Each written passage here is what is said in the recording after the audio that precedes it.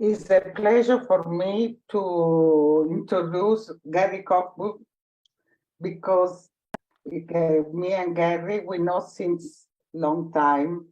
I think it's a privilege for us to have him, and we really thank you him because it's very early in the morning for him, and so his dedication to the IIBA is something that characterized very well, I think, Garry. Garry Cockburn has been in the IIBA since the 1999, and he's been always very active, and also he's been very, very involved. He's been a panelist in several conferences. He's been also very important panelist, and in Sevilla, in Portugal, at the IIBA Conference, and in so many other conferences. It's also very nice because he wrote very many precious theoretical articles, and then it's a characteristic of Garry to be very precise, very dedicated, and very open-minded about bioenergetics. That is my idea. I think it's a very privilege to have him to express all the knowledge about the masochistic character. I said it before, that he comes from New Zealand. He's a local trainer at the New Zealand Society, and he's working private practice there. I think it's a very big pleasure for me to have him in this webinar, and with my heart, I introduce you. Good work, Garry. Thank you, Patrizia. Thank you very much. Buongiorno. And greetings to my bioenergetic friends, wherever you are around the world. And greetings to all our colleagues from other disciplines around the world. And grazie molto to Alexandro and Marco and the translators and staff of Formazione Continua in Psychologia who are working in the background. I hope you can all understand my New Zealand English accent, as it is very hard to understand for some people.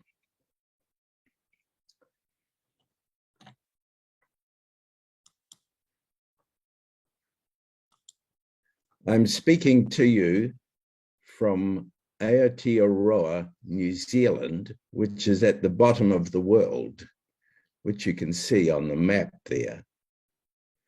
And I'd also like to greet you all in the Maori language of this country and say, haere mai, haere mai, haere mai. A warm welcome to you all. It's now just after 6 o'clock in the morning on Wednesday, the 23rd of November. So I can assure you all that your tomorrow will arrive.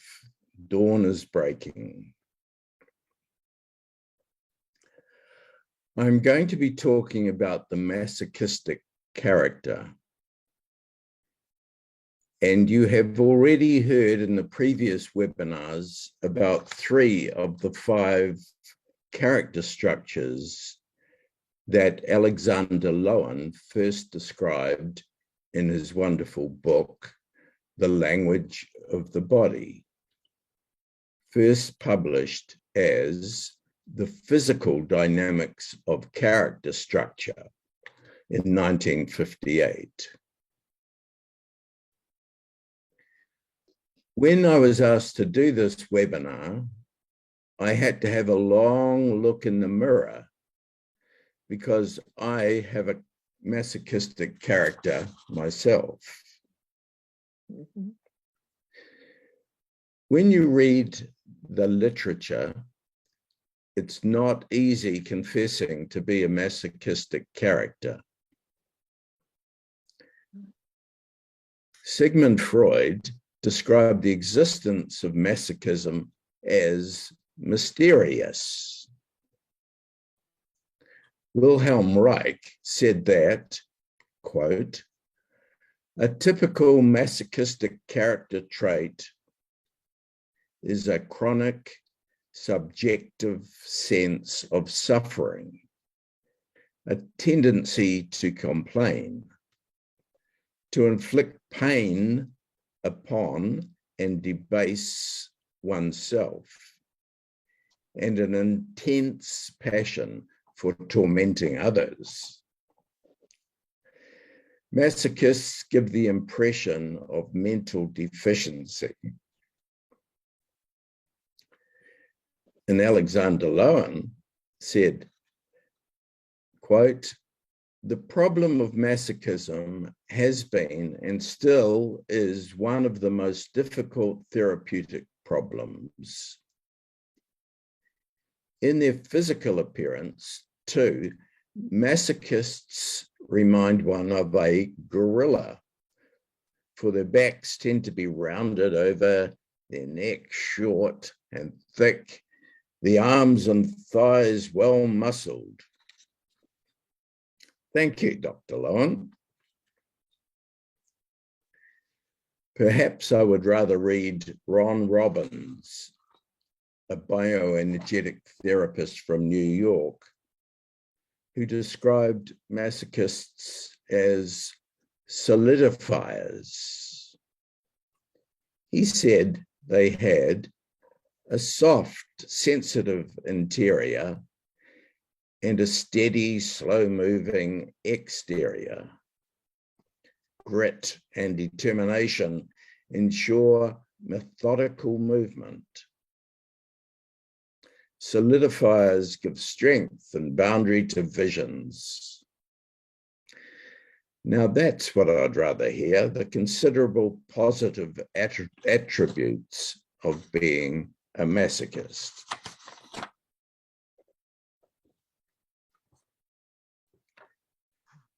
Now, it's very important to realize there are two types of masochism: sexual masochism and social masochism. The first type of masochism is a sexual perversion of being beaten to achieve orgasm. I'd just like to assure you, I am not one of those types of masochists. At least I don't think so.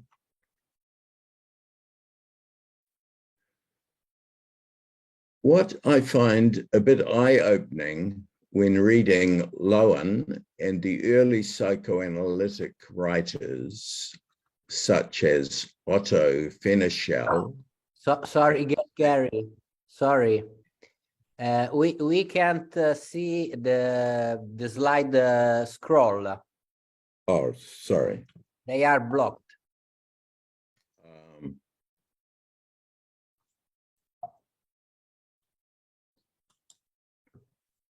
Okay. Thank you. Right, sorry. That slide is a quotes from Freud, Reich, Lowen, and Robbins. Thank you, Alessandra. And then I'm talking about two types of masochism. The first type is a sexual perversion of being beaten to achieve orgasm. And the second type, so the first type, is sexual perversion. What I find a bit eye-opening when reading Lowen and the early psychoanalytic writers, such as Fenichel and Ferenczi, is the prevalence of horrendously abusive parental practices against children, of forced enemas, of very intrusive attention to the children's sexual organs, as well as straight out traumatic and cystic sexual abuse. These early psychoanalysts required their patients to disclose the most intimate details about their sexual lives and their fantasies. That might be viewed as voyeuristic today. However, they were guided by trying to deeply analyze the Oedipal dynamics at work, even in the most horrendous of circumstances. It's little wonder that they were able to write so fully about sexual sadism and masochism, as they had a wealth of case material. And so the second type of masochism we can call social masochism, in contrast to sexual masochism. This type of masochism is a character structure or a way of organizing one's personality. And as you can see on the screen, the masochistic structure is described with the following words, which are not very flattering. So masochists are described as self-defeating. They're living in a masochistic morass. They're stubborn, resistant, suffering, shamed. They're a martyr. They are guilt-inducing. They are sad, depressed, spiteful, a person who will defeat the therapist and provoke the therapist into a sadistic attack or long-suffering deadness. That's not a very impressive list of personal attributes. And as a masochist, it's very hard to understand and read that.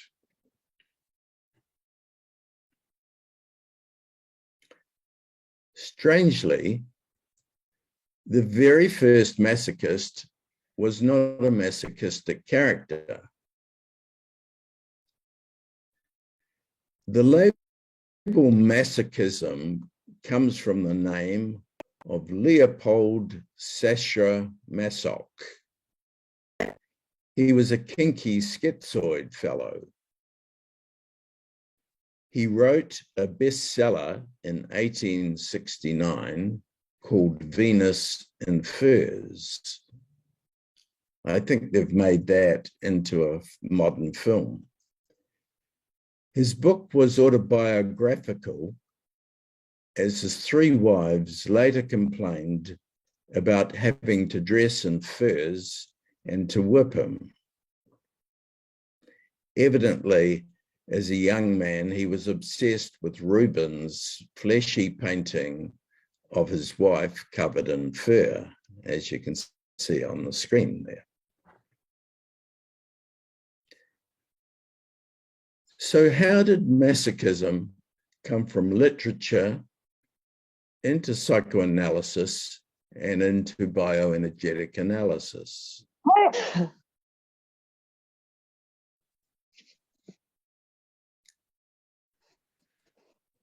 We have to go back to 1886 when the sexologist Dr. Kraft Ebing published a raunchy clinical book on sexual perversions called Psychopathia Sexualis, a clinical forensic study. You can see a picture of the cover of the first edition of that book, Psychopathia Sexualis. Eine Klinisch, my German is not good, Klinisch forensische Studie. Excuse me. Over the next 17 years, there were 12 editions of this book, which detailed over 300 case studies on such topics as incest, bestiality, necrophilia, and other perversions. The book was a bestseller. Krafft-Ebing described the sexual behavior and being beaten, and he named it masochism after Leopold Sascha Masoch. Krafft-Ebing also gave us the name sadism after the Marquis de Sade, who wrote a very famous book called Les 120 Journées de Sodom in 1785, with its descriptions of graphic sexual violence.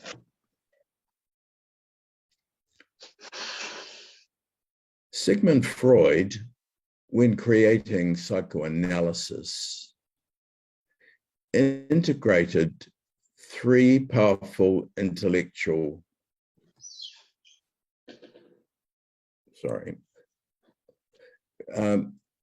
he integrated three powerful intellectual movements that were current in Europe at the end of the 19th century.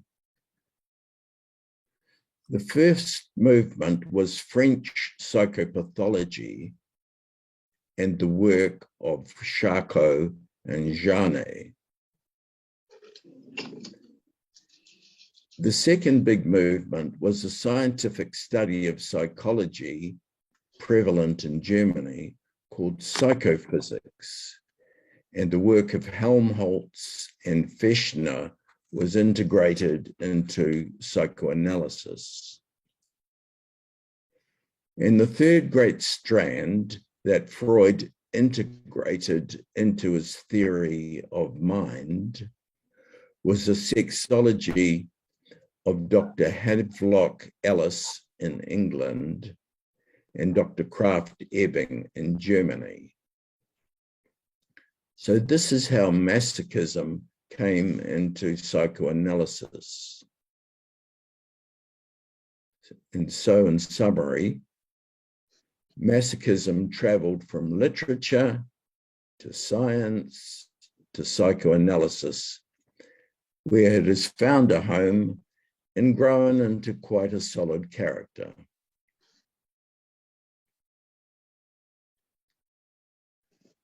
I thought it would be interesting for you to see three famous masochists.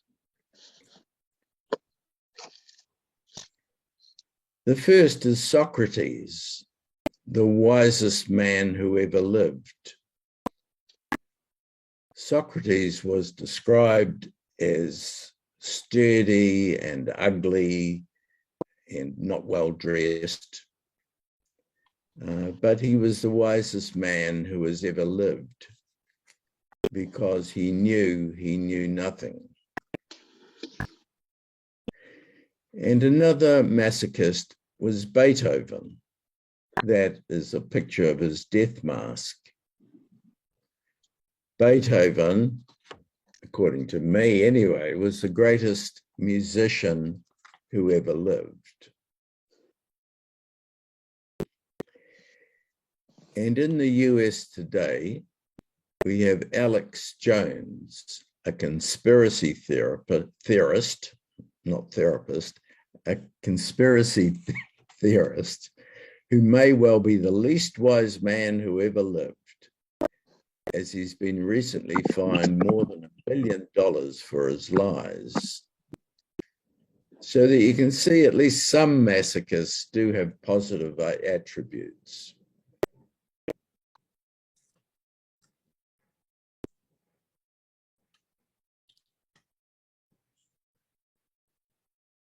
We are now going to have a look at the history of masochism within psychoanalysis. I'm going to go into some detail here, so be patient with this history. We're going to have a look at why Freud studied masochism. Then we're going to have a look at the importance of Wilhelm Reich's study of masochism. And then we will look at Lowen's contribution to understanding masochism. And lastly, we will have a look at a modern object relations understanding of masochism.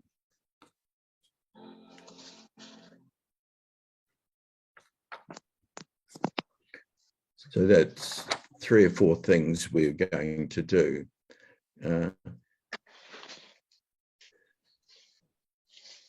So when we look at Freud's study of masochism, we have to go back to the very beginnings of psychoanalysis and Freud's really important 3 essays on the theory of sexuality. In those essays, Freud showed how sexuality was the key to understanding the life of the psyche and all psychological issues.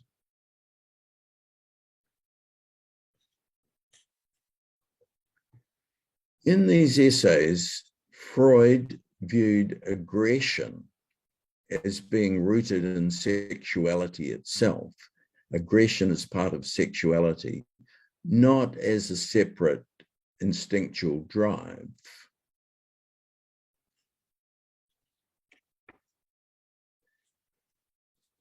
Freud said it was very important to understand the Oedipus complex, where the child was seen to have unconscious, murderous, and aggressive feelings against the parent of the same sex.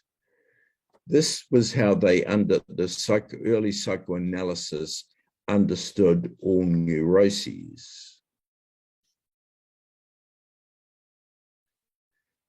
By 1913, Freud had built aggression into a schema of human development with the study of the anal sadistic stage of development.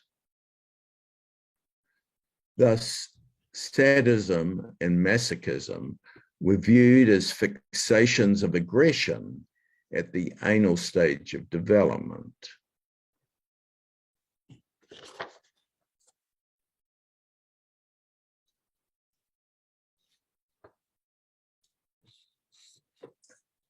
We're now going to have a look at Freud's understanding of the death instinct.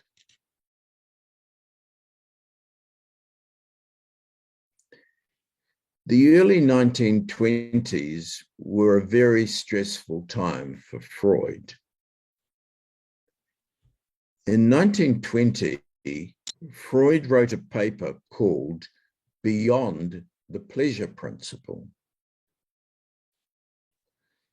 This confused his followers because he inferred that the sex drive or libido may not be the only force driving human motivations. Freud had started to think about the role of guilt.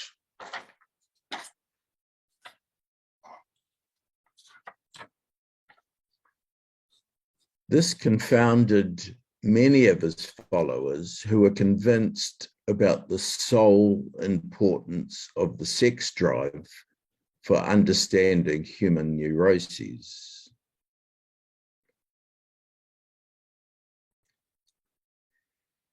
At the same time, in the early 20s, many of his key followers, including Sandor Ferenczi and Otto Rank and others, were finding that the classical techniques of dream analysis and transference analysis were creating what they called a negative therapeutic reaction. In other words, patients got worse after initial improvements and then systematically undermined or attacked the analyst's attempt to cure them. This was described as the problem of masochism. It was a very big problem for the early analysts, and they believed that new analytic techniques were required. Ferenczi and Rank wrote a book called The Development of Psychoanalysis in 1924, where they wanted emotionally expressive techniques to be used in psychoanalysis. Freud rejected this approach. Freud then began making room for the idea of a death instinct, or thanatos in Greek. And he put this death instinct alongside the life instinct, or libido, which was known as eros in Greek, in his theory of the unconscious drives. Freud was trying to account for the prevalence of the negative therapeutic reaction which many analysts were reporting. He was also trying to account for the destructiveness of World War I, in which two of his sons had fought. Also in 1920, Freud was diagnosed with the cancer of the jaw.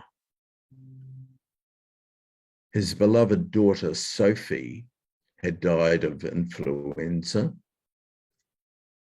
His disciple, Victor Tausk, had committed suicide.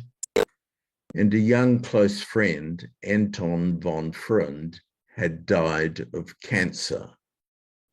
It was not a happy time for Sigmund.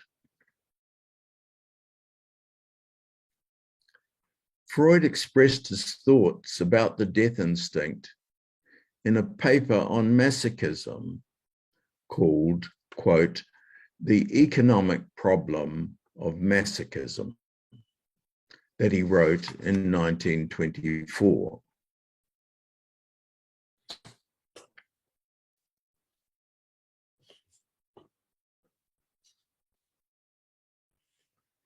In this paper, Freud outlined three forms of masochism. There was erotogenic masochism, or primary masochism, which was the taking of pleasure in pain. This referred to the sexual practice outlined by Kraft-Ebing. Freud, in this paper, also described what he called feminine masochism, that is, the desire to be helpless, dependent, and treated like a woman. Obviously, a very Victorian point of view, and not one that is true today. However, Freud's key focus was on moral masochism. That is, the need to suffer, which he theorized comes from unconscious guilt that has been disconnected from sexuality. Importantly, Freud viewed moral masochism as an instinctual manifestation of the death instinct. I just want to emphasize those elements of moral masochism. The need to suffer, it comes from unconscious guilt, and it is an expression of the death instinct.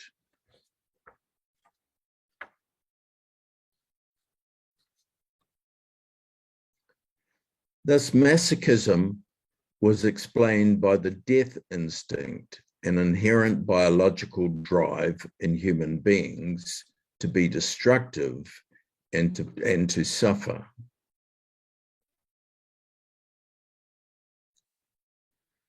In 1933, a year after Reich's paper on masochism, which we will be discussing in a minute, Melanie Klein, the psychoanalyst who had studied in Berlin with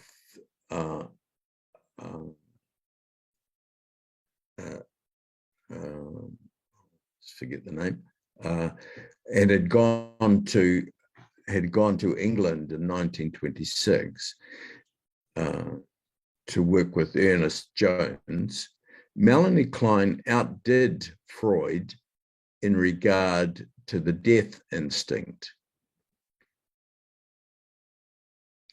Melanie Klein elevated or made the death instinct to be the primary drive of the psyche, more fundamental than libido, and expressed as greed and envy.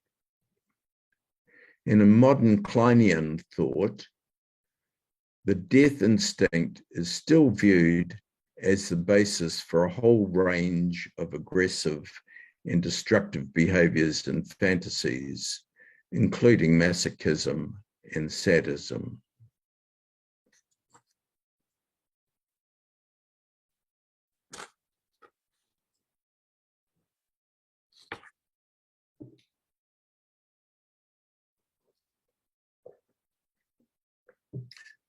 We are now going to move from Freud to Reich. 8 years after Freud's paper, in 1932, Wilhelm Reich directly challenged and repudiated Freud's analysis of the masochistic character and the concept of the death instinct.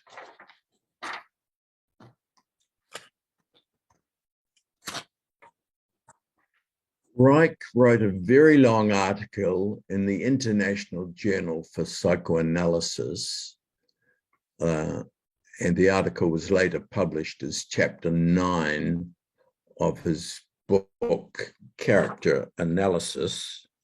Yeah, that's his book there. It's quite a thick one, and it's Chapter 9 in there is the article that he wrote for the International Journal. In that article, Reich wrote, quote, "It would have been impossible to find an answer to masochism had we adhered to the theory that the masochist is fixated on suffering because of a repressed guilt feeling or need for punishment, supposedly the manifestation of the death instinct." As you can see, this was a direct challenge to Freud's idea. Reich challenged the three key elements of Freud's analysis of masochism, namely the idea of moral masochism, of repressed guilt, and of the existence of the death instinct. And it's interesting to note that Reich was expelled from the International Psychoanalytic Association about 12 months after that article appeared.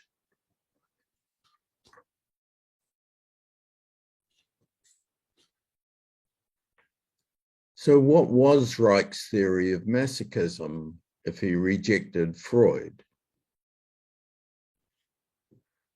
Reich showed how masochism fits within the classical libido theory of Freud. Reich reaffirmed Freud's pleasure principle that Freud had gone beyond in his earlier paper on Beyond the Pleasure Principle. Reich used Freud's own libido theory to attack Freud's concept of the death instinct.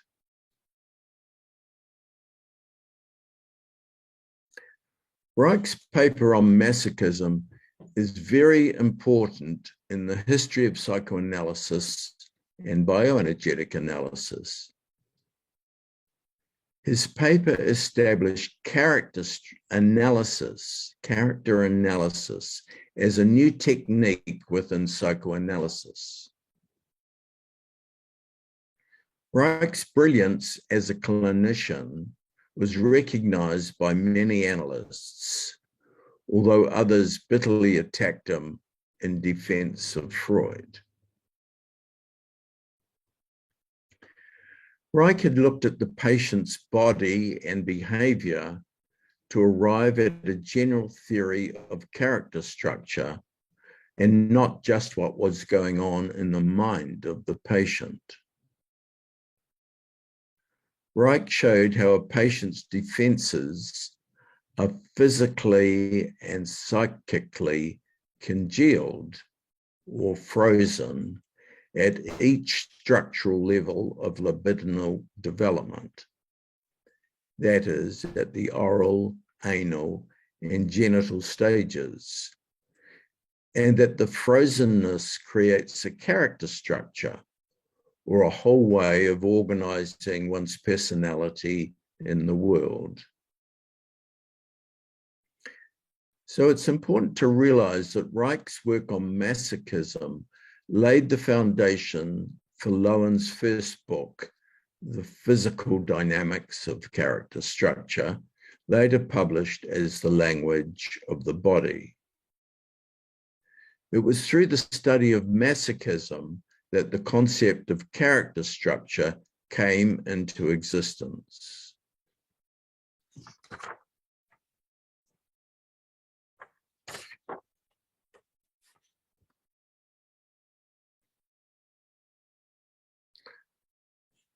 So what did Reich actually discover about masochism? His case study shows from a sexual energetic perspective that masochism is both an anal fixation and a genital inhibition. He showed how the intensity of genital excitation is terrifying for the patient, and that this excitation is replaced by the low-curved, non-climactic pleasure of the anal zone. The pelvic floor and the lower back become very spastic and muscle-bound. In the case study, Reich uncovered that masochism was fixated at the anal stage, and then through his analysis of the client, this allowed the patient's sadistic fantasies to emerge.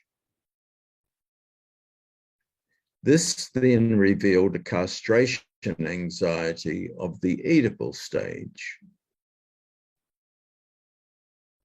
Reich then encouraged his client to have normal genital orgasmic experiences with the purpose of reducing the spasticity of the pelvic floor.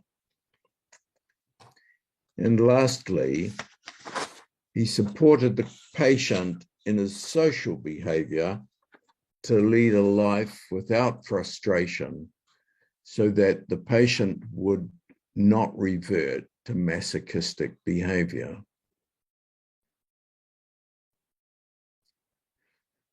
We can see from this extended case study how Reich viewed the patient's character structure from a developmental point of view, from the anal to the genital stage of development.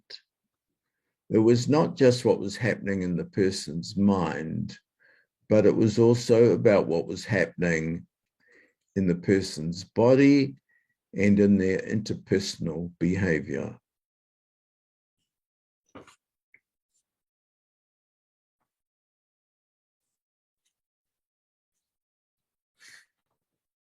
So we've looked at Freud's contribution or ideas on masochism. We've looked at Reich's ideas on masochism. And now we come to Alexander Lowen's ideas on masochism. We can see that Lowen had a much more relaxed view of the matter. The theoretical arguments over the existence of the death instinct were no longer so relevant or hotly debated. Lowen's description of the causes of masochism in his book, The Language of the Body, which he published in 1958, foreshadowed parts of the development schema of Margaret Mahler and of object relations theory that we will be discussing shortly.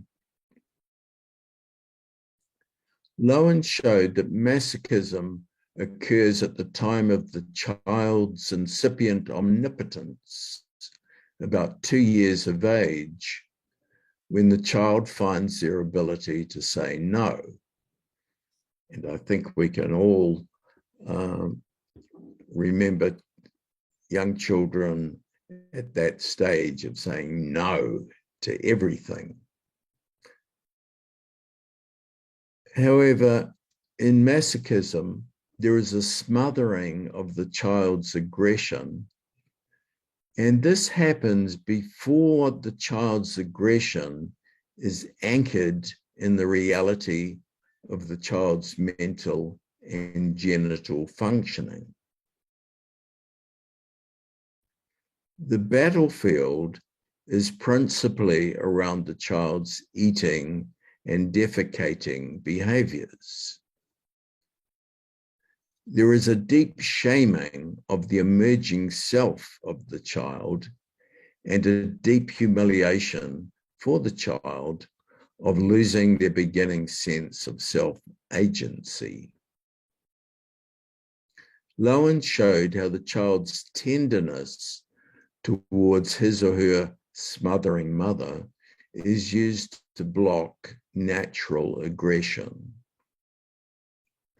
This blocked aggression later inhibits the expression both of tenderness and of genital sexuality. Lowen saw the great difficulty of working with masochism, and he said, "In no other character structure is the ambivalence so marked and the conflict so great."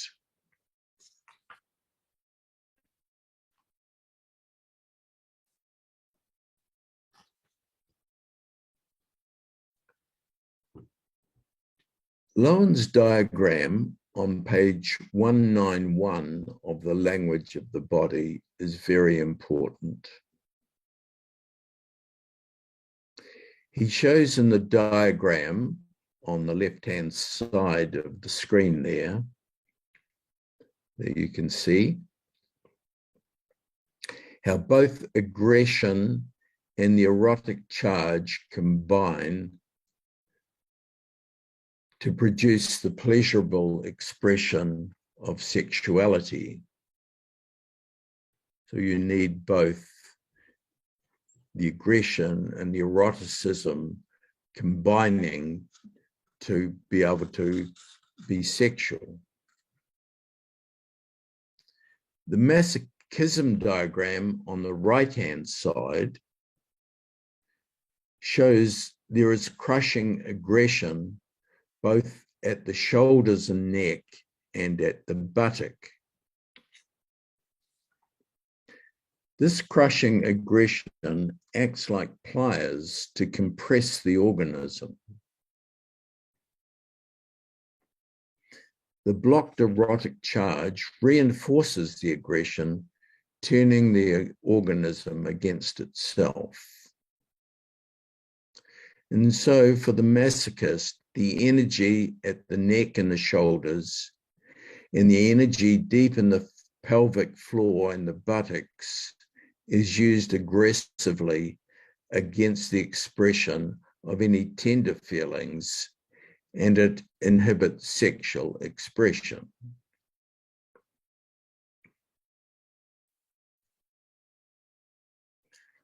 Lowen added to his original thoughts expressed in the language of the body that was published in 1958 in another book called Bioenergetics, which was published in 1975, nearly 20 years later.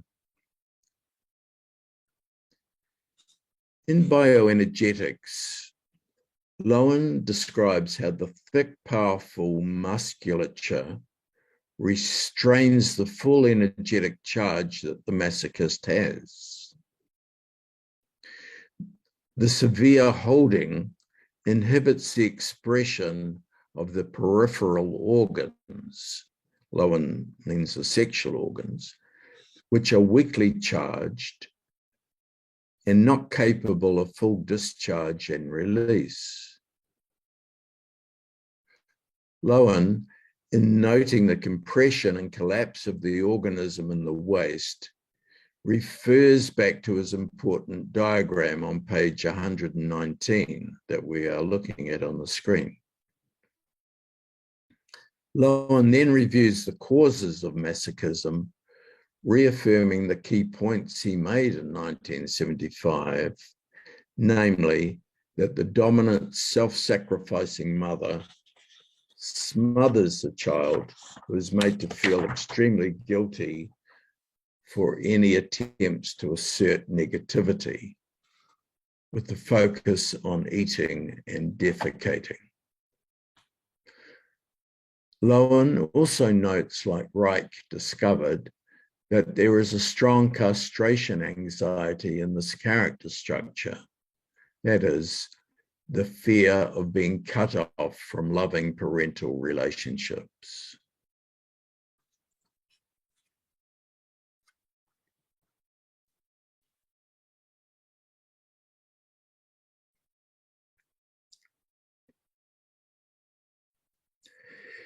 There's been a strong tendency, as we've seen in Lowen's description of the physical characteristics of the masochist, to identify masochists with Sheldon's endomorph body type, that is, thick, short, and compressed. And remember, Lowen said that masochists look like a gorilla.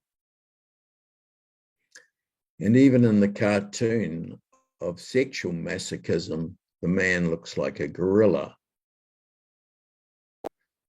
The words in the cartoon say, "Come on, won't you put these on for a few minutes?"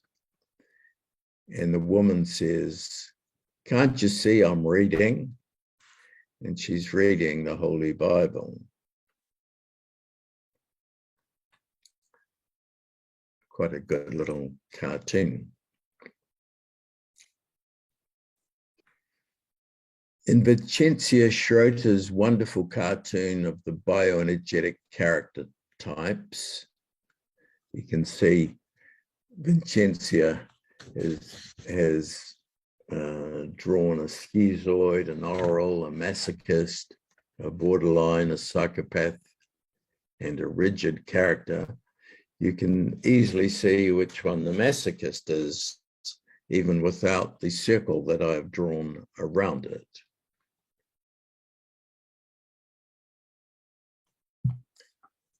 While this body shape, which may also be genetic, does identify a strong masochistic tendency, it is important to realize that the masochistic defense can be present in other character types, as we probably all have traces of the different character styles in our makeup. It's not only masochists who are masochists. It's a matter of degree and the organization of the central character structure. It may also be that people and cultures with genetically short, thick, muscular structures use this genetic inheritance to protect themselves against the normal trials and tribulations of human infancy and childhood, a time when we are all wounded as humans.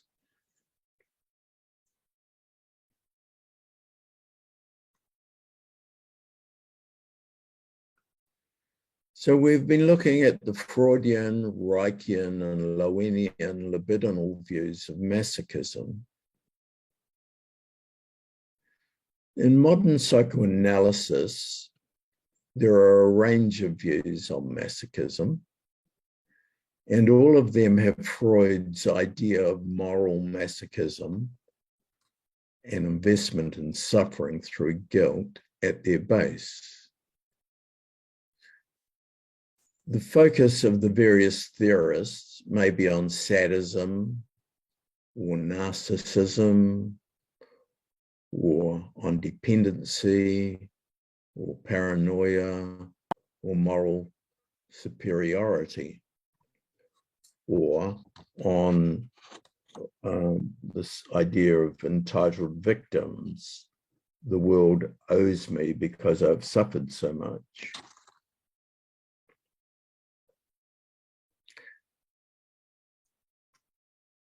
Perhaps as people in the helping professions, we may all have a touch of masochism when we suffer and put up with the pain of our patients for long periods of time without feeling the negatively we may secretly have for them. My thinking is that all these different psychoanalytic perspectives on masochism can add to the Reichian, Lowenian understanding of masochism. They do not contradict, but they reinforce these ideas.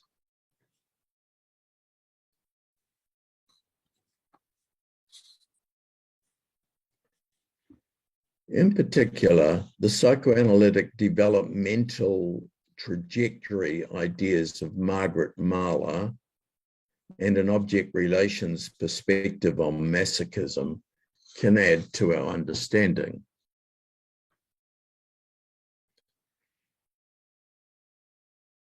As we've seen with Lowen, the developmental crisis for the masochist is said to happen about 2 years of age, when the child is starting to say no to parents, especially around eating, defecating, and putting on their clothes. The child's will is crushed at an important stage of the separation and individuation process as outlined by Margaret Mahler. The child is still on the journey of establishing object constancy, which is a stable internal representation of a good enough mother that can rebalance the emerging natural narcissism and the depressive tendencies that occur about 30 months of age at the rapprochement crisis. I'll elaborate a wee bit there. You can see that the child at 24 months or 2 years of age starts saying no, no, no to everything. And about 6 months later, as the child starts to be more aware of the world and come out of the symbiotic relationship with the mother, the child has a natural narcissism. They want to be seen as the apple of their parents' eye. At the same time, the child is starting to realize that there is a world out there, and they get really sad. The tears come to the eyes very quickly. And the mother needs both to support the natural narcissism and also lift the child up when the child is depressed. It's that supporting of the child in their narcissism and in their depression that establishes this internal sense of the mother as a constant object inside. Now, the crushing of the child at 24 months of age undercuts that development of the internal sense of having a good mother inside, of having something inside that can stabilize.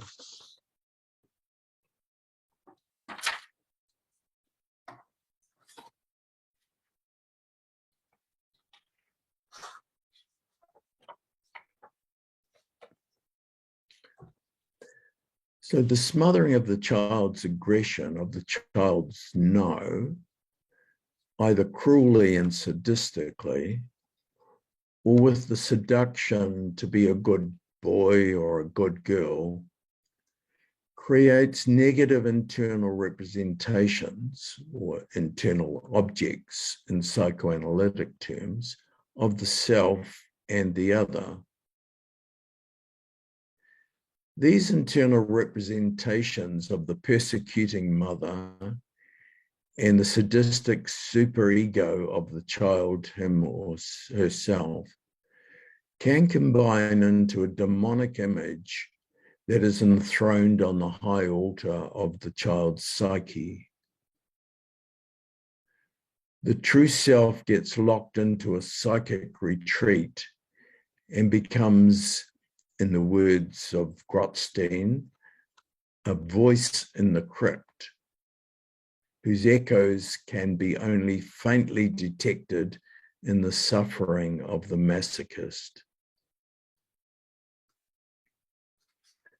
So the psychological, energetic, and muscular depth at which these internal objects are buried compresses them into fearful symbols, into demons, ogres, zombies, etc., which have an active and terrifying demonic power, which eventually must be revealed, owned, and humanized.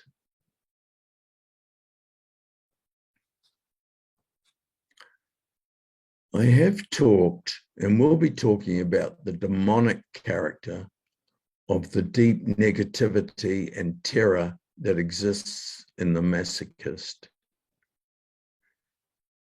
This concept of the demonic may be difficult for some people who have a religious or spiritual approach to life, and it may not be a useful term to use with some patients. I'm not talking about the possession of a person by an external evil spiritual entity, such as in the film The Exorcist. What I am talking about is the character or felt sense of what the deepest contractions of the human psyche and body feel like. They do feel demonic. That is something totally foreign and terrifying that exerts ultimate and total control of the psyche. Normal internal representations or internal objects of others are usually realistic. But when these internal objects represent the profound turning of the organism against itself, or the life force being forced back on itself in a fundamental way, these internal objects can become bizarre. They can become demonic, and they may be sensed as demons, ogres, monsters, zombies, ghouls, and other denizens of the deep. One patient I have bravely identified his demon as the Eye of Sauron, the all-seeing evil eye from the Lord of the Rings.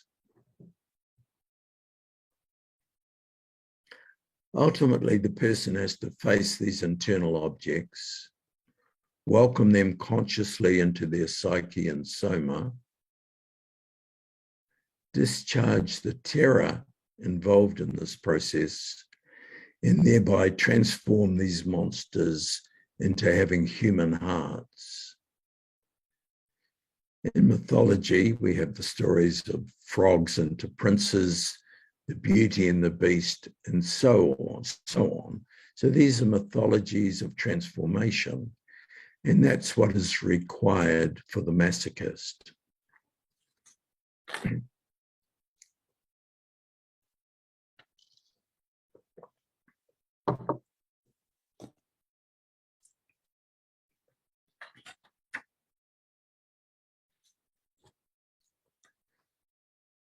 So we've done four things. We've looked at masochism from the Freudian, Reichian, Lowenian, and object relations perspective.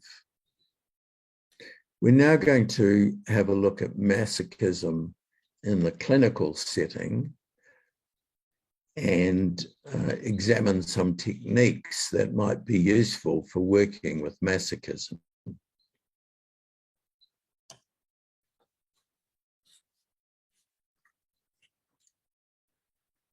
When we come to work with masochism in the clinical setting, we need to remember that masochists are locked in, they're buried, they're entombed in a prison or crypt, and there's no easy way out.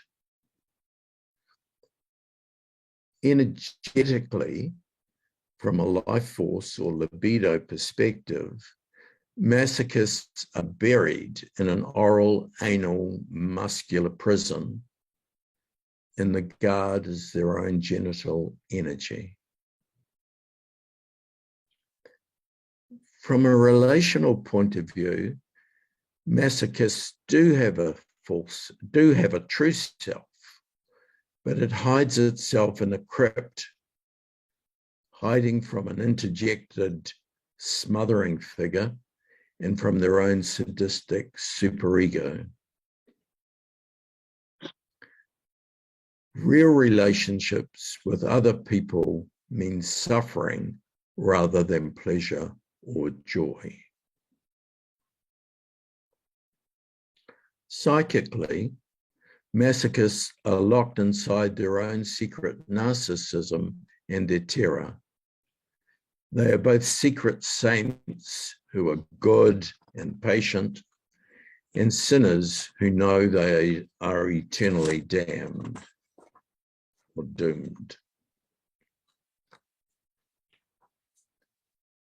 So the therapeutic challenge is to find the key to the crypt door.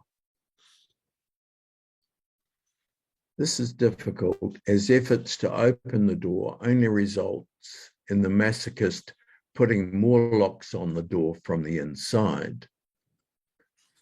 As Lowen stated, masochism has been and is still one of the most difficult therapeutic problems.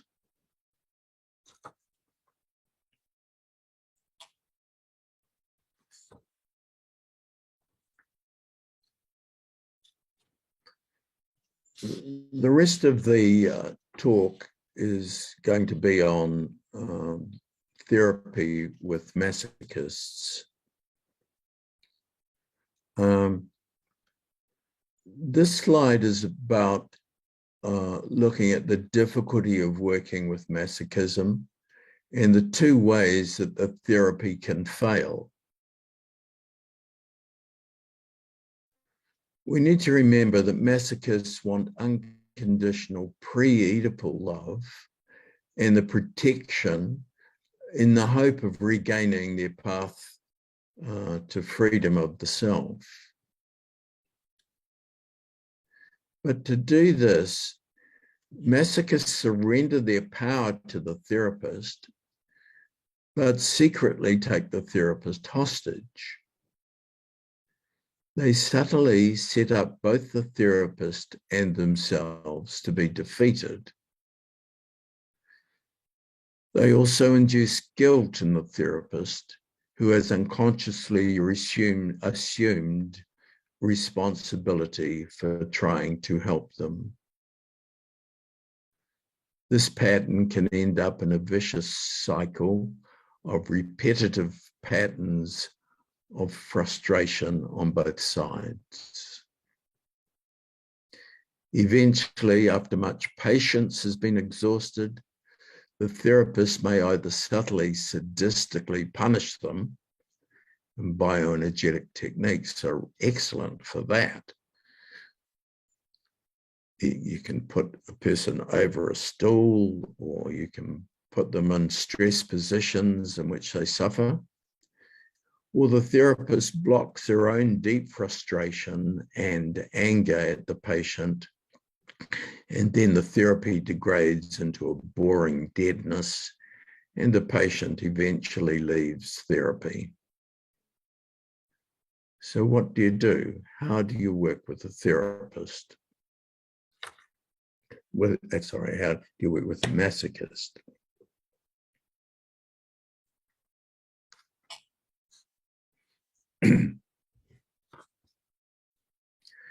The therapist needs to show over a long period of time, and it takes time, that they are capable of three things.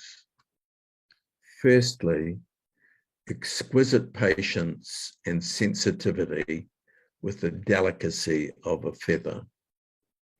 You would think from the solidity of a masochist that you would need a pickaxe or a crowbar to get into a masochist, but actually you need a feather. Secondly, the capacity of the therapist to hold deep despair, deep shame, and grief. And lastly, the capacity to look the devil in the face with courage and love. In other words, the therapist learns to see the profound struggle within the ordinary struggles of life. The therapist learns to see the despair, the shame, and the grief hiding within the ordinary expressions of the masochist.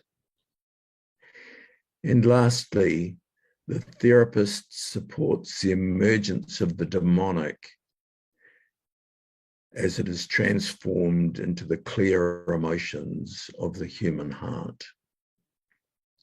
This is not easy work, as the psychological and somatic defenses are very strong, and the therapist needs to keep pointing out the masochistic behavior time and again with a sensitivity that does not shame and humiliate the person.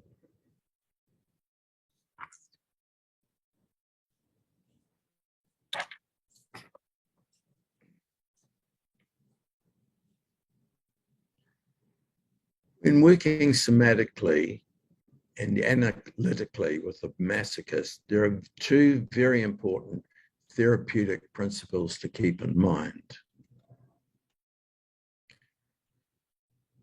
The first is that the unconscious resides in the soft muscular systems of the body, that is, in the gut, sometimes in the lungs when a person maybe have asthma, and sometimes in the blood system, you know, if a person has constant migraine headaches. It's important to realize that the unconscious, what you might call Freud's id force, is the tube that goes from the mouth the esophagus, the guts, the bowel, and exits at the anus. That's the unconscious.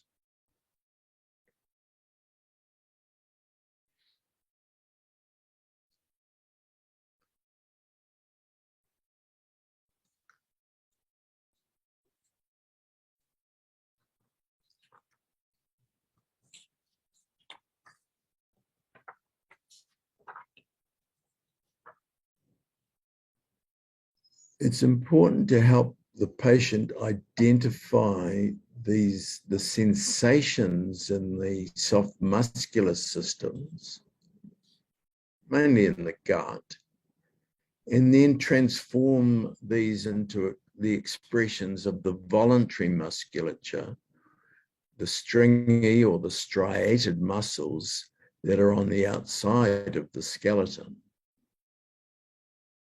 So you have the unconscious, which is in the soft muscles inside the body, and the energy in those and the sensation in those needs to be expressed in the outside muscles, the voluntary muscles of the body.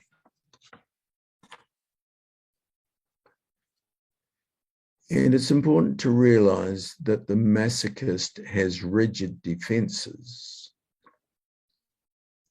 Now, rigid defenses of the body need to be psychologically, energetically, and muscularly owned and expressed in order to discover and then surrender to the deep vulnerabilities underneath, such as shame, despair, grief, and demonic terror. This is the framework developed by Bennett Shapiro, a wonderful bioenergetic colleague from Vancouver, who taught us in bioenergetics how to work with the devil. Bennett Shapiro used to say that we had to exercise rather than exorcise our devils. Exercise rather than exorcise our devils.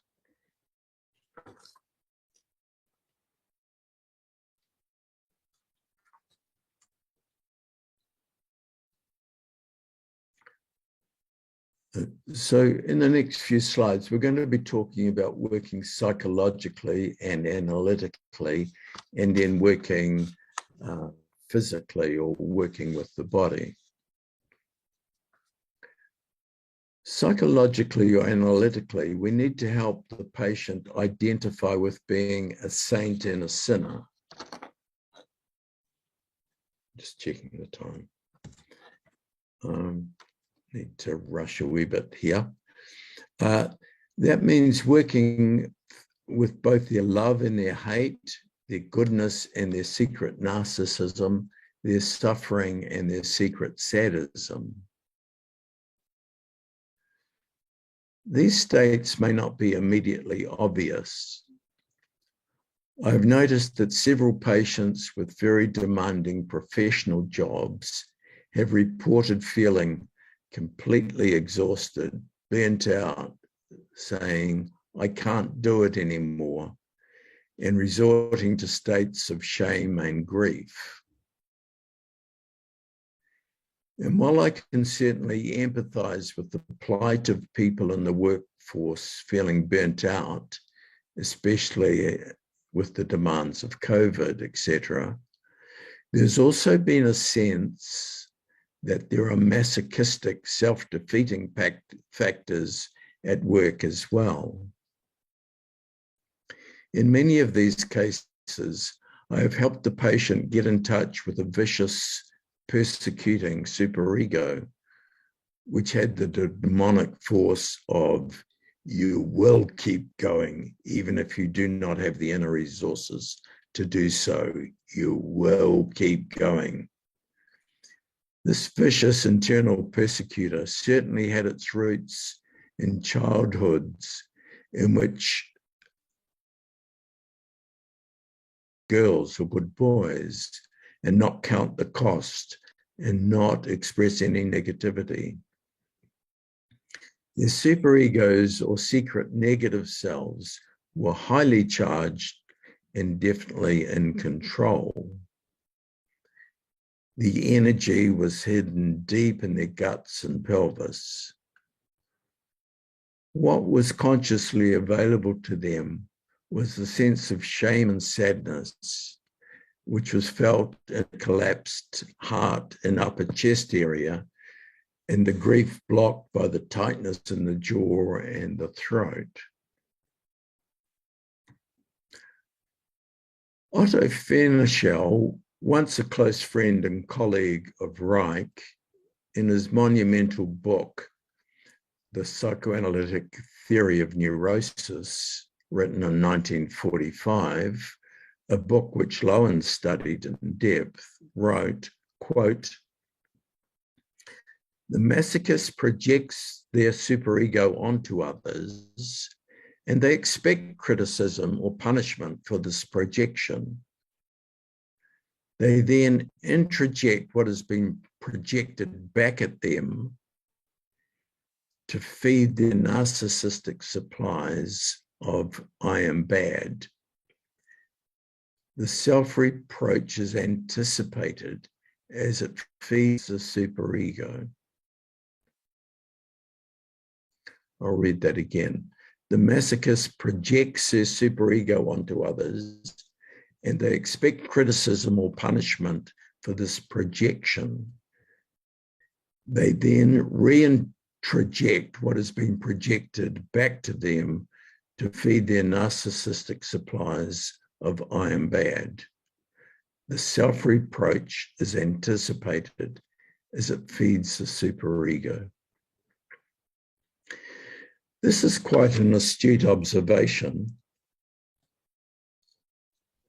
and it may be the dynamic that is work in the subtle interplays in the therapy room when the therapist senses that the patient is yes-butting them or expressing little acts of negativity that the therapist picks up on and feeds back to the patient.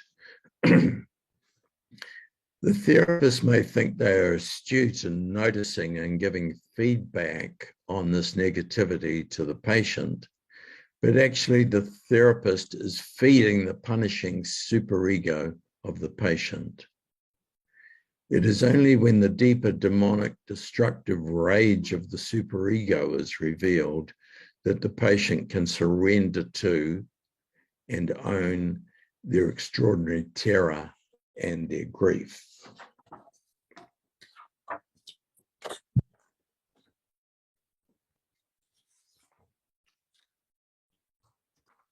Fenichel also makes a point that may be relevant in understanding the prevalence of sexual abuse in the Catholic Church in terms of saints and sinners.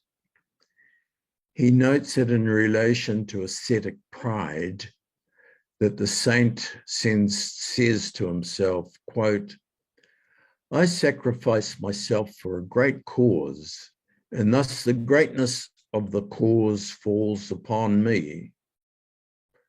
Fenichel says, that is what priests do who castrate themselves in order to dedicate themselves to God.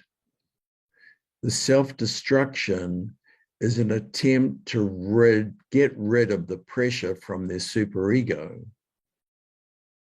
And as Freud noted, perverse inclinations appear as antithetical pairs, as masochism and sadism regularly appearing in one and the same person.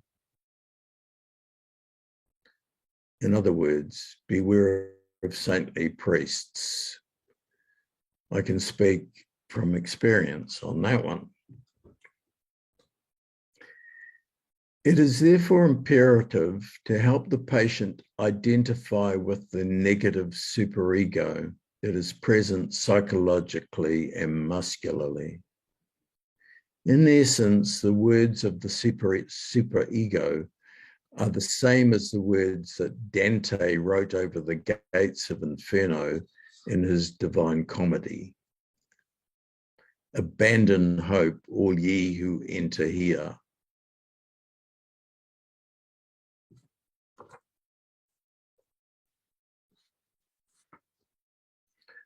Robert Hilton, who is an esteemed bioenergetic colleague from California, has developed a model that Stephen Johnson incorporated into his book, Character Styles. You may know the book, Character Styles. Robert Hilton explains how the life force, which asserts its right to be assertive, is met by an environmental block that gives the message, no, you do not have the right to be assertive, and if you do, you will be crushed. The person rises above this into a false or adapted self that says, I will live without being assertive. I am here to serve. I do not need pleasure. However, at the somatic or body level, the body contracts into a massive holding itself in. It is compressed. There is a tight neck and throat. The eyes express suffering, and the buttocks and hamstrings are tight. The crisis gives rise to a negative self or superego that draws its power from the contractions in the body, and it exerts crushing control and destroys any hope of coming back to life and to love.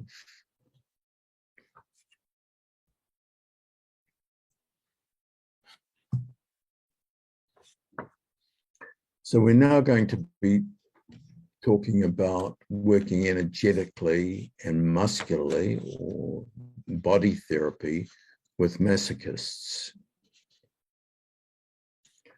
So energetically and muscularly, we need to help the patient identify the somatic blocks that are in the neck and shoulders and in the pelvic floor and lower back.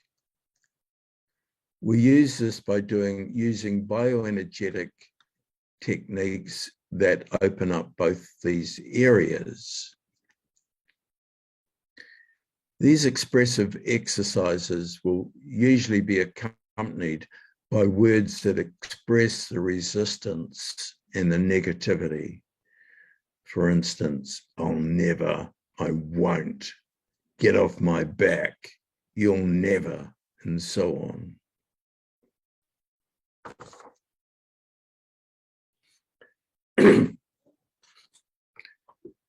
The following bioenergetic exercises must be used with caution. And I've written on the slide, you can see a caveat. These techniques should be used only when the therapist has been trained in using them. And the therapeutic relationship must be very strong and firmly established, and the patient capable of knowing and owning their psychological and muscular defenses. So you need a reasonably stable persona to do these exercises. If someone has very borderline, fragile structure, these exercises are not recommended.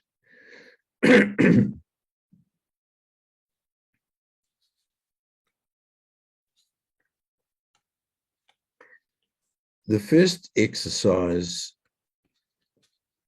brings out the defenses in the shoulders and the neck. And so the patient twists a towel, holding it either at head level or above the head. I will illustrate with a towel. We have a towel like this, and the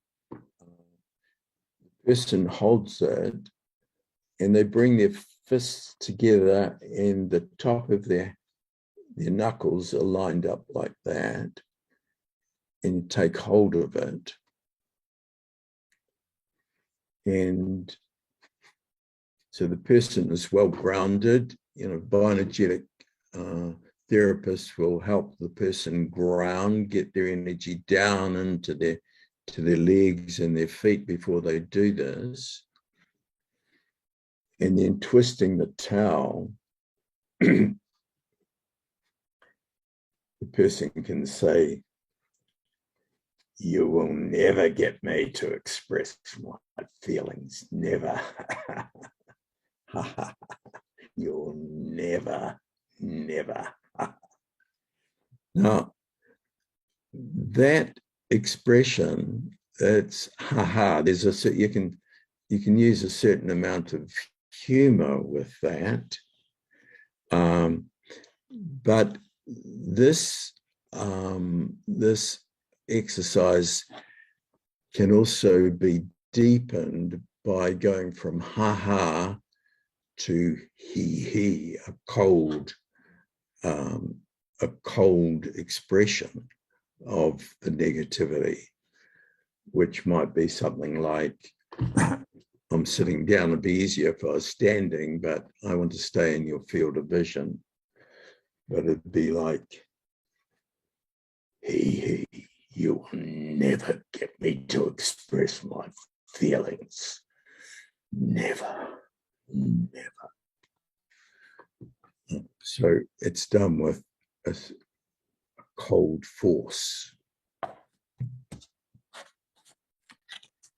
Now, I've developed that, so that accesses the energy around there. And after a person has done that, you'd get them to loosen up and then to talk about what their experience was as they expressed their negativity. As I said earlier, it's only by expressing the rigid defense, "You will never," that I can then get in touch with the vulnerabilities underneath that. So by saying, "I will never," I then inside can become more aware of my vulnerability, my shame, my grief. I can then perhaps surrender or allow those deeper feelings to come through. I've developed another exercise, which may be difficult depending on what resources you have. But at work, I have an armchair and can get the patient to sit on the side of the armchair, or a person may be able to use a bioenergetic stool to do this. And by putting the weight on the bottom of their pelvis and sitting on the arm of the chair, it's possible to feel pain and energy deep in the pelvis, and then to straighten the back, and then to tighten the jaw, and then to let that energy, that negative energy, come up from the bottom of the pelvis and saying, "I will never." And see, it has a depth. It involves energy coming right up the body.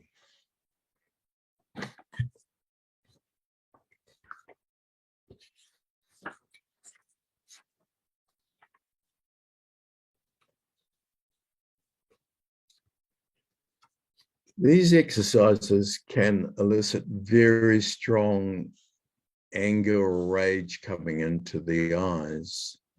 The therapist needs to be able to hold and match the power of this rage. The therapist needs to have done their own deep work and to feel comfortable with their own rage and sadism in order to hold and match the demonic rage that can come up.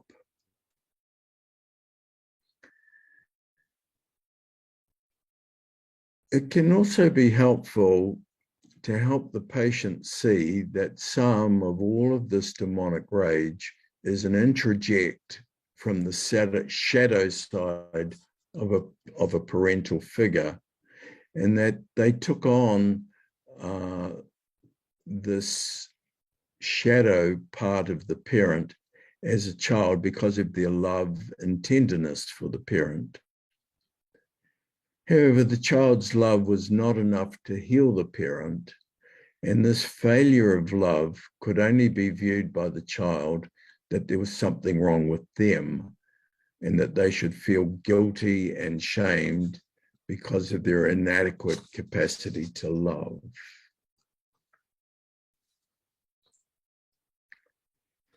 There are also many other expressive bioenergetic techniques to loosen the defenses at the neck and shoulder and pelvis.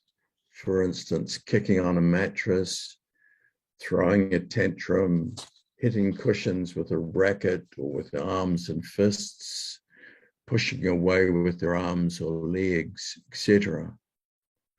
And it may be useful when doing these exercises to use the expressions of resistance and negativity that I mentioned earlier, such as "I'll never" or "you'll never."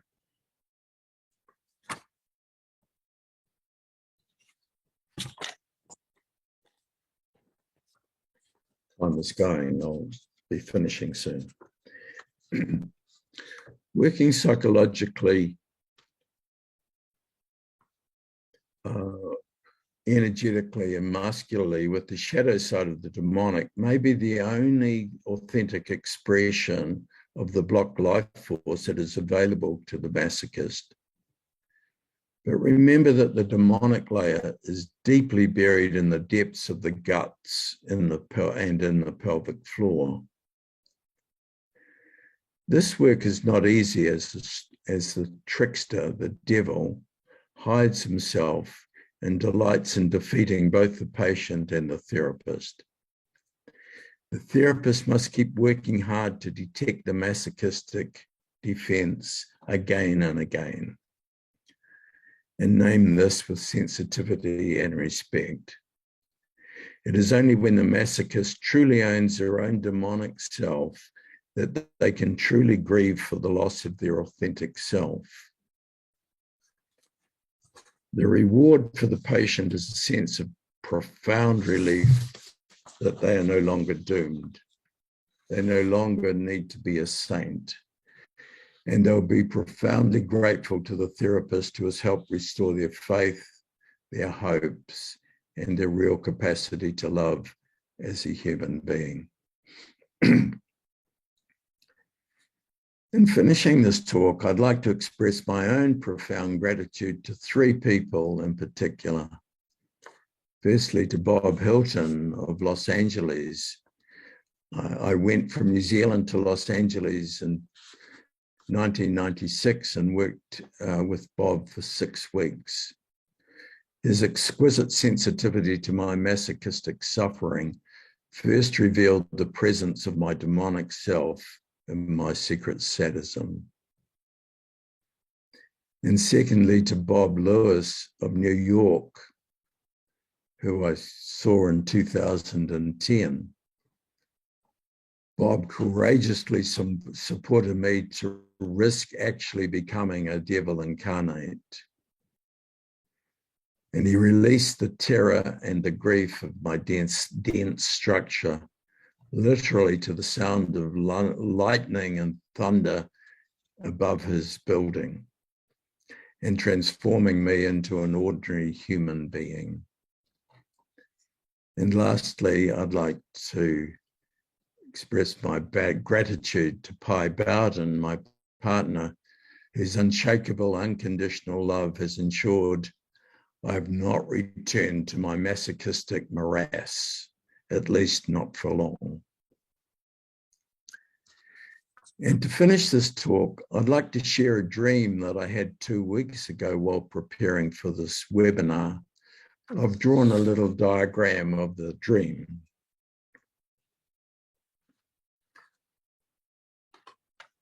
I dreamt I was in a large, very ancient, barren, stratified landscape, such as you might find in outer Mongolia.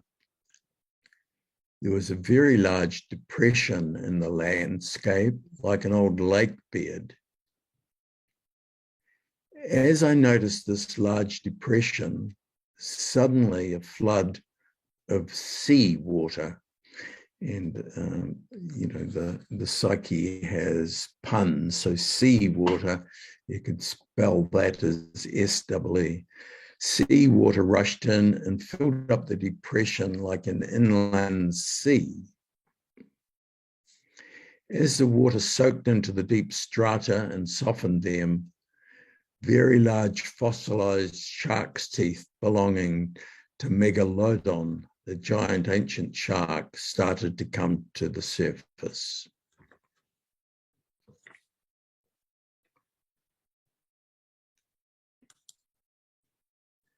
So I wish you all well in the explorations of the masochistic landscape.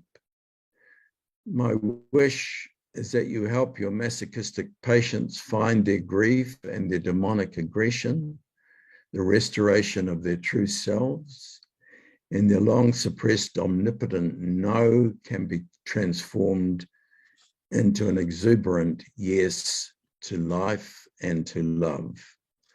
Thank you for listening. I'd be happy to try and answer any questions you might have.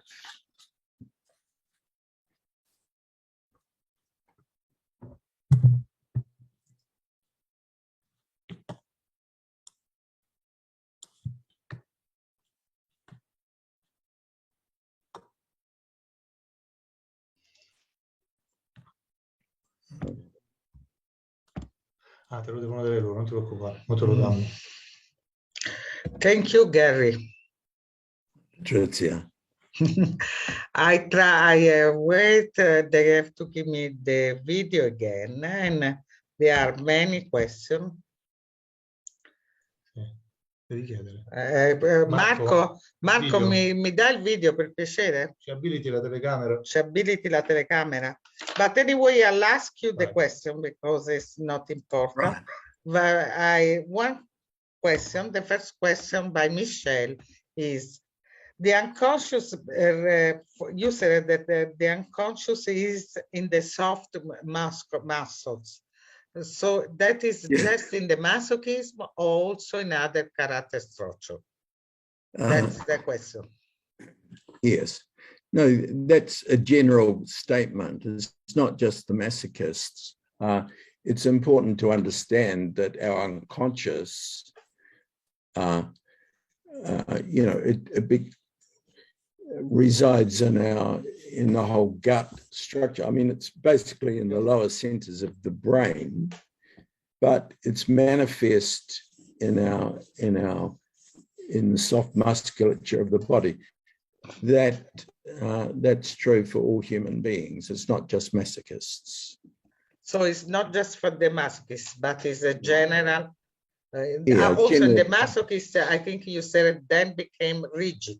Start with the soft muscles and then becomes a very strong muscle rigid, you know? And also, Dr. Thor Wagner asked, how you can differentiate between a general support, like, okay, keep going or going, to a real support to the real life force and to the real self-emerging, how you can energy, how you can make this differentiation between a general, okay, you must go on, and a real support to the life energy, okay? Yes, I'm not sure I understand what the question is, but it's the question is that you can say sometime in a very general way, okay, you have to be more free, or you can really support the life force. That's the base of the question. Right. Yeah. I think it's both. You know, there's a general support, but I think what I've found, you know, for the therapists who supported me, what affected me most was that they saw in exquisite detail, energetically, what was happening for me. Rather, you know, it was good to have the general support, but there needed to be exquisite understanding of what my energetic expression was. Yes, and I think Dr. Wagner said, because sometimes when you do a general support, you go to the superego and how to go through their life force. That is specific, the question. Okay. And another question is, which is the, what you think is the current definition of personality disorder that can be more associated with the masochism character structure? Is Fulvio Perilli that is asking this question. Right.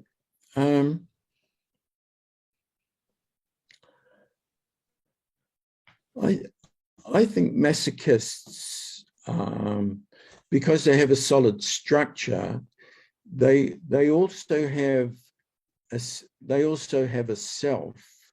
I think they have a stable self. Yes. But that self is very hidden. It's very secretive. It's very protected deep inside, and so they have a strong sense of self. They have a lot of energy in their system, and so they tend to be, I think, more neurotic in the neurotic level of functioning rather than borderline or so. To some kind of personality disorder. Yes. Yeah. I think they tend to be more in the middle than an extreme. So because the sense of the self is more stable, so it's not a disorder. Also, when we, I think, I don't know what you think, but when we're talking about character structure, we don't necessarily talk about pathology like personality disorder. It's the way that the personality is working in the normal life. Yeah. No, we're talking, I mean, I think this question came up in some of the other seminars about whether character structures are personality disorders. You know, as I said, you know, there's some very good features about being a masochist in terms of being solid, reliable, able to keep going, very supportive. So there's a lot of very creative strengths in being a masochist. It's not by itself a personality disorder. It's a way of organizing the personality. The defense of the personality. Yeah. Okay. Also, Monica asked, does a masochistic sexuality have the possibility of transforming itself in a sexuality that is less subordinating to the pleasure of others? So can a masochist reach more pleasure in a sense, I think, and change his way to live a personality, less dependent and more into himself. There is that possibility. Yes. Monica asked. Yeah, it's a good question. I think, you know, I mean, as Reich and Lowen said, like with strong masochism, there is a certain inhibition of sexuality, but I think masochist longs for love, and I think with loosening the masochistic structure, the genital sexuality comes back, and I think a masochist is capable of having a lot of pleasure and giving pleasure.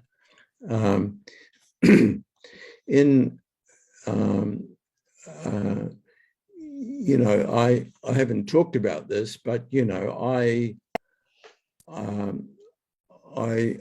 I trained and was ordained as a Catholic priest, and I completely suppressed my sexuality.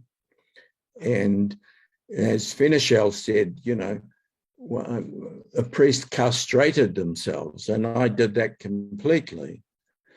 And I had to go by the, I remember when I left the priesthood, I had a maxim that I said to myself, I had to sin bravely in order to become a good human being.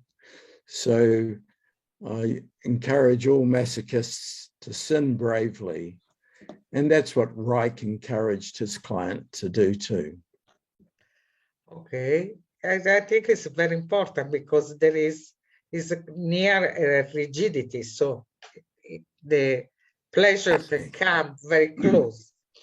Anyway, another question is, with whom is the masochistic person is able to avoid? With whom he has the capacity to avoid bioenergetic technique? Is an expert in that. That's the question of Manuel, I feel. Yeah. Yes. I think we've been discussing that, because I think because the masochist has a true self that is deeply buried, through the work of accessing the terror and the grief and loosening the control of the superego, of the demonic superego, there is a great capacity to evolve.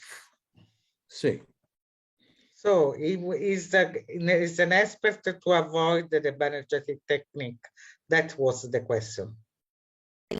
Can you repeat that? The question is, with whom is best to avoid the bioenergetic technique, the masochistic? I think. Could be dangerous. Can be dangerous. Oh, can it be dangerous? Can it be dangerous to use the bioenergetic techniques with a masochist? Well, I think all techniques, because these are strong techniques, they have to be used cautiously, and there has to be a strong therapeutic relationship and a judgment that the techniques are not going to fragment the personality, or you know, so it has to be used carefully and with respect, and according to the capacity of the person. That's why I had that caution there about it's best to be trained as a bioenergetic therapist and to learn how to use these techniques. Yes, because they are not just technique. It's a way to have a process with the client. I think that's what you said. And also another question about technique is if you have any experience of self-compassion, compassion, or mindfulness practices that are integrated with the bioenergetic process with the masochist structure. Is Giovanni that is asking that. Do you have any experience? Thank you, Giovanni, for your question.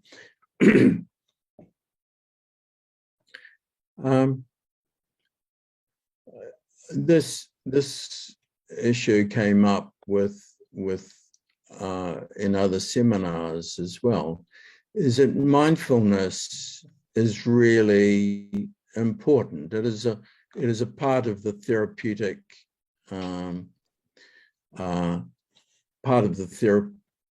part of the therapeutic process of being very aware and being inwardly looking and also being still with oneself in order to be fully aware of what is happening.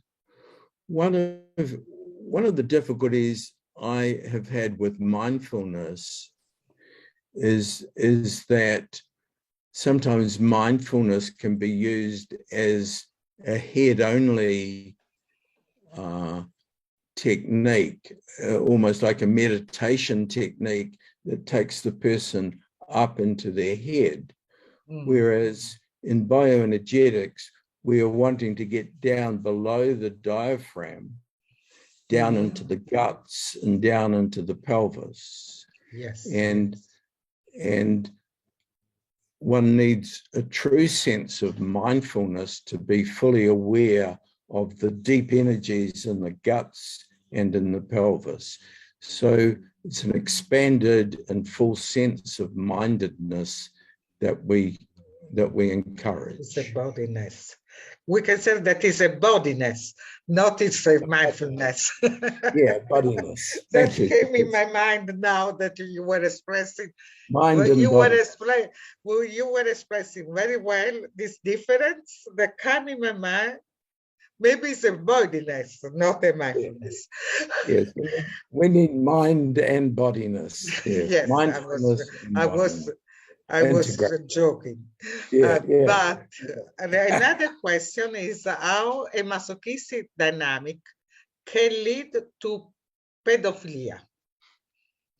If you think that a masochistic dynamic can lead, if you start with the masochistic dynamic with a partner or something, then it can lead to pedophilia. That is a question.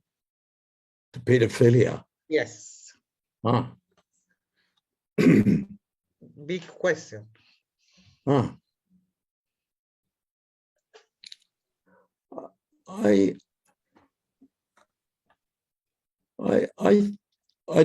haven't worked much with pedophilia, so I don't know, but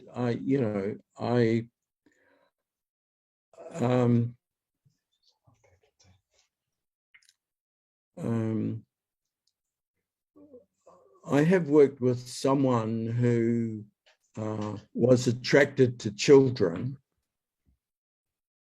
but their issues were much earlier than the masochistic crisis. They related to a sense of destructiveness, very early destructiveness of feeling that they'd been omnipotently destroyed and annihilated. And that sense of destructiveness then got brought into their sort of Oedipal development and became a sexual perversion. So I'm not sure if it's related to masochism per se. I don't know. Another question is from Leonella, that she said that listen to your webinar. She found that she was thinking about her patient that has many masochistic traits. So the question is, basically, let me see, what kind of partner or masochistic search could be vital choice or non-vital choice? Sorry for my English, she said, but sorry also for my English. So the question, I think, is, what you think, which is the partners that a masochistic person choose on a, I would say, could be a vital choice or not a vital choice. So the masochistic can find a partner that will increase his vitality or will decrease his vitality. So what kind of partner usually you think a masochistic will choose? I'm not sure I understand the question, Patrizia, but I think I think it's more likely which pattern a masochistic will choose. That's the sense of the question, in a sense. Right. I think you have to realize that the masochist has a lot of charge and vitality in their body, but it is very suppressed and very bound. And the challenge is to release that energy, that vitality through deep work. So that would be a good partner. A bad partner would be the one that will suppress even more his energy, maybe, no? Yes, see, yeah. Good. I think also many people ask for if you can send a bibliography, because they were really happy about your presentation, and so they would like to have more bibliography to. Or bibliography. Yes. Yeah. You will send it. That's the question. More. Yes. Yeah, I'd be happy to. I'd be happy to send that. I wonder. My email is Garry Cockburn, spelled Cockburn. Garry has got 2 R's in it. Garry Cockburn 001@gmail.com. So I'm happy to send references if people email me. I will reply to that. Thank you. Okay. Very generous. Okay. So I think we're out of time, Patricia. Yes. Thank you for your support, and thank you to all the translators who've done a wonderful job, and thank you to everyone for participating in this seminar. I really did. And thank you to you, because it was very stimulating. I think was very important. It is a big argument, and you did very well. Thank you. Thank Bye-bye. you. Ciao. Ciao. Ciao, ciao. Bye. Ciao. Ciao, ciao, Alessandro. Ciao. Ciao, ciao.